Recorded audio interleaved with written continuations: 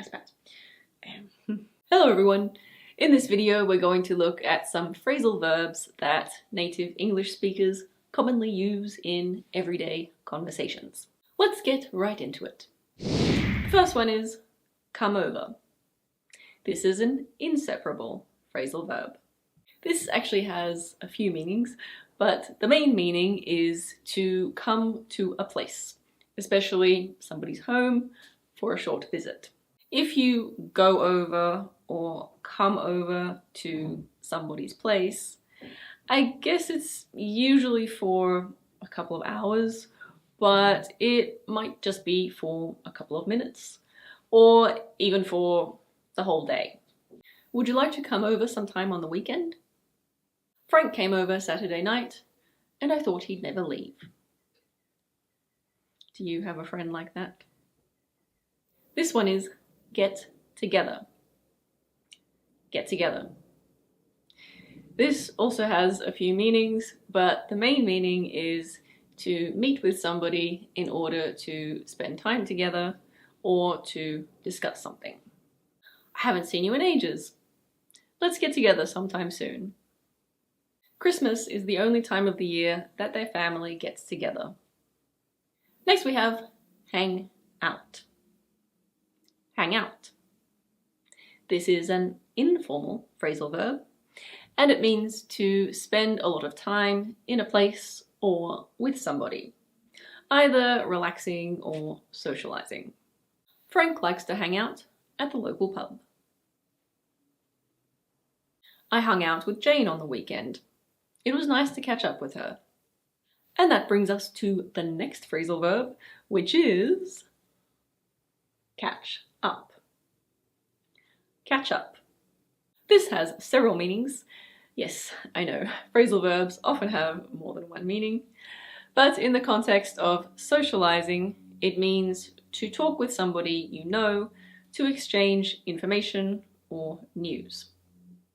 Usually it's in person, but it might be on the phone. I don't think we've seen each other since April. Do you want to catch up sometime next week? I caught up with a colleague at lunch who told me all about the latest office gossip. Next we have come up. Come up. This also has several meanings. The literal or physical meaning is to rise or move upwards. For example, the sun came up at 6 a.m. this morning. In the context of conversations, it means to be discussed or mentioned. I thought we were going to talk about their holiday, but it didn't come up. That means that the holiday wasn't discussed or mentioned. I'm sure the subject of bonuses will come up at the meeting. A very similar phrasal verb is bring up. Bring up is separable, so you can say to bring up something or to bring something up. This has a few meanings, but in the context of conversations, it means to mention or start to talk about a subject. I brought up the topic of money, and she was clearly uncomfortable. Make sure you bring that up at our next meeting. Next we have point out. Point out has two meanings. Firstly, it can mean to show somebody or something to somebody, especially by extending your finger in that direction. The tour guide pointed out the oldest buildings in the town. You don't know who Jane is? I'll point her out to you when we go through the main office. It can also mean to mention something that you think is important to somebody. I'd just like to point out that Frank will probably arrive half an hour late. I changed my mind about flying there after George pointed out the benefits of taking the train. Next we have talk over. Talk over. This means to discuss something carefully, especially to make a decision. We talked over the proposed budget at the meeting. I don't know whether I should change jobs. I'll talk it over with Frank and then decide. Next we have run into. Run into has several meanings.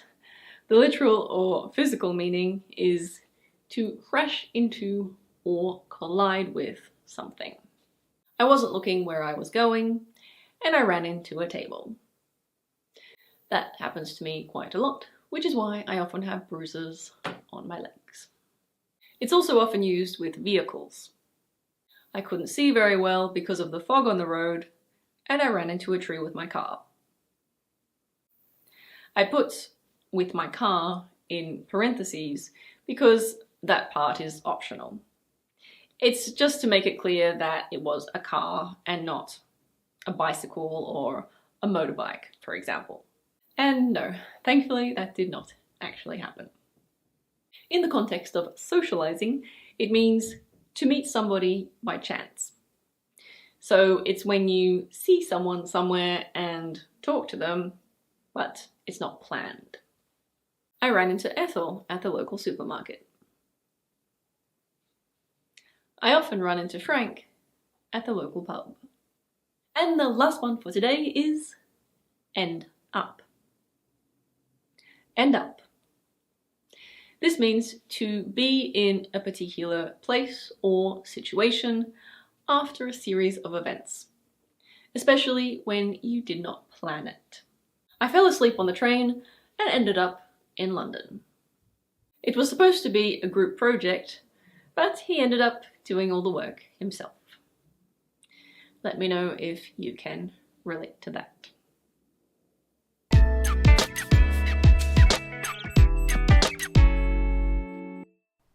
I ran into my friend Eric at the local park.